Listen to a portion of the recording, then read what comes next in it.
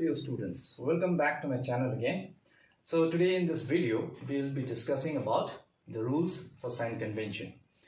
We know that when we solve numericals based on mirrors, its magnification and so on, we need the sign convention. So in order to know the sign convention for various terms that is used, we have to know the rules first. So we will first discuss about the rules and then we will see the sign conventions for various terms.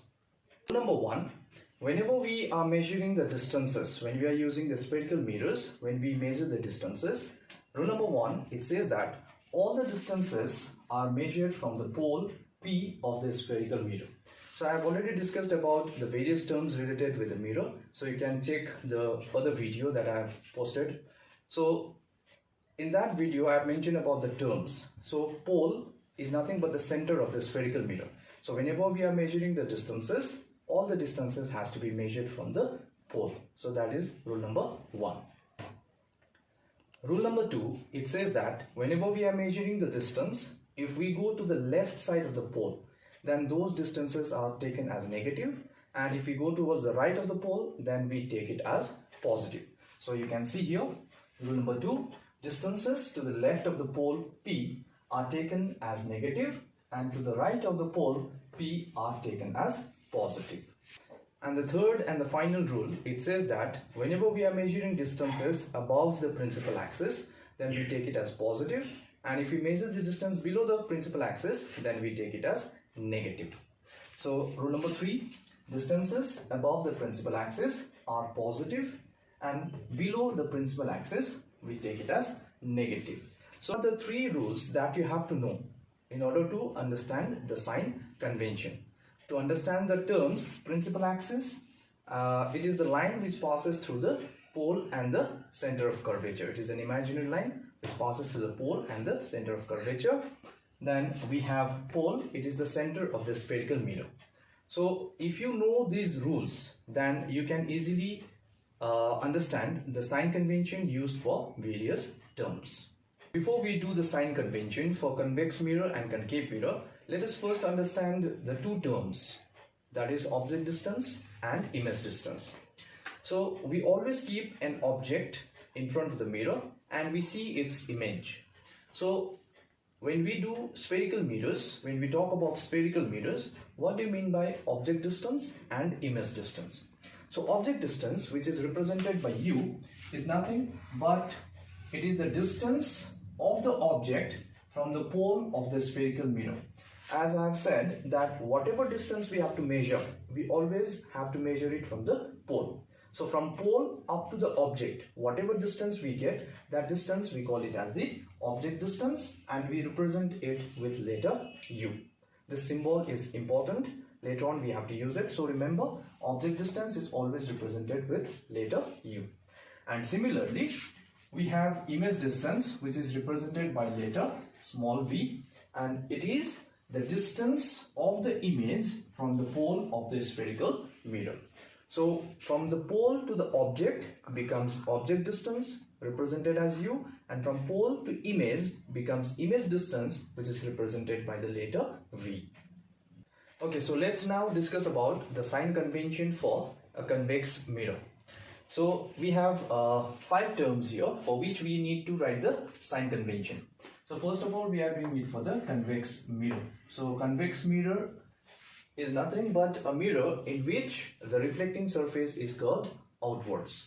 So when we are using a convex mirror, then what will be the sign convention for various terms? So the terms are object distance, image distance, focal length, height of the object, and height of the image. So here in this diagram, you can see I have drawn a convex mirror. So this line which passes through the pole and the center of curvature is called as your principal axis. The center of the mirror is your pole. The center of the sphere of which mirror is a part is called the center of curvature, and we have a point in between which we call as the focus. So let's see what will be the sign conventions for various terms. So let's start with object distance. So the object distance symbol is U, small letter U, and we know that we always keep an object in front of the mirror. So let's say this is our object. So according to the rule, whenever we are measuring the distance, we have to measure it from the pole. So starting point or the origin is always pole. And rule number 2 says that if we go towards the left of the pole, then we have to take it as negative. If we go towards the right, then we have to take it as positive. Above the principal axis is positive, below the principal axis is negative. So you have to keep these rules in mind and you can easily do the sign convention. So if you look at the object here, so this is our object and we have to start from point P, that is our pole. So while measuring the object distance from the pole, we have to come towards left of the pole. So this distance from pole to the object, we call it as the object distance.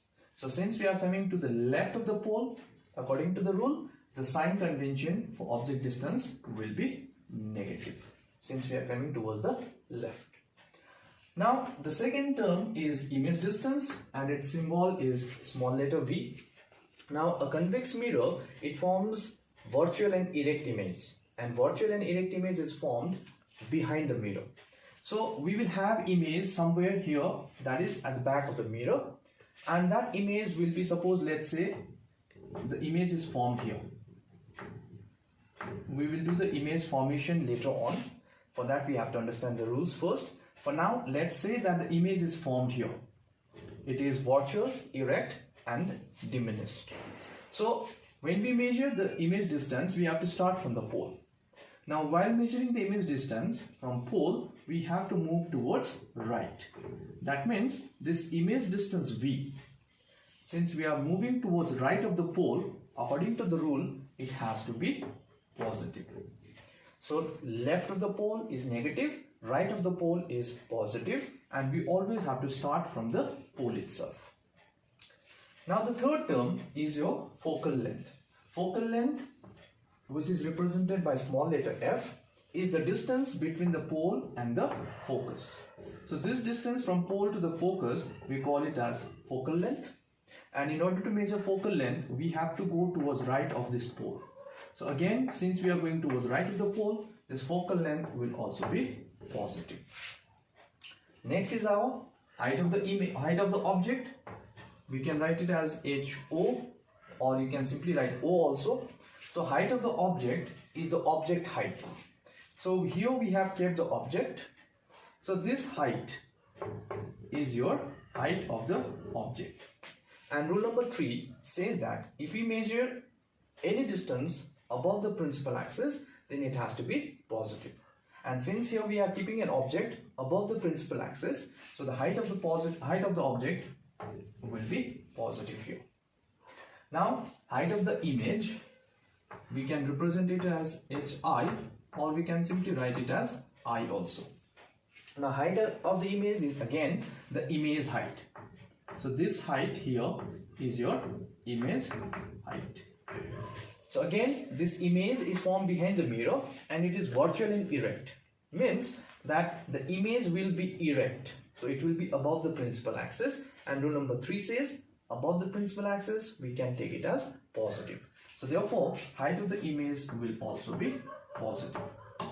So applying the 3 rules, here we can see that object distance U for convex mirror is negative, image distance V is positive, focal length small f is positive, height of the object HO or simply O will be positive, and height of the image HI will also be positive. So here, except for object distance, rest of the terms will have a positive sign. Okay, let's do it now for the concave mirror. So we have the same terms again. For the same terms, that is object distance, image distance, focal length, height of the object and height of the image, we will now find out the sign. So here in the diagram, you can see that I have taken a concave mirror. A concave mirror is a spherical mirror whose reflecting surface is curved inside. So the center of the mirror is the pole. The center of the sphere of which mirror is a part is called as the center of curvature, and this point is our focus. Now since this concave mirror has reflecting surface curved inwards, so we have to place an object in front of the mirror. So let's say that this is our object. So this object has been placed in front of the in front of the mirror. Now in order to measure the object distance, we have to come from the pole, or we have to start from the pole, and we have to measure the object distance from pole to the object. So as you can see, we have to move towards left. So this distance from pole up to the object, this distance we call it as object distance, and since we are coming towards the left of the pole, object distance will be negative here. Now the second is image distance. For this you have to know that a concave mirror forms real and inverted image, and this image is formed on the same side of the object. For example, let's say for this object our image is formed here. So image will be real and inverted. So it will be formed on the same side of the mirror. So this is our image here. Now if you have to measure the image distance, which is the distance from the pole to the image, again we have to start from the pole, we will come towards left. So this distance is called as the image distance, represented by V, and since we are coming towards left, according to the rule, the sign will be negative here. I hope this is clear. Now the third term is our focal length, and focal length is the distance between the pole and the focus.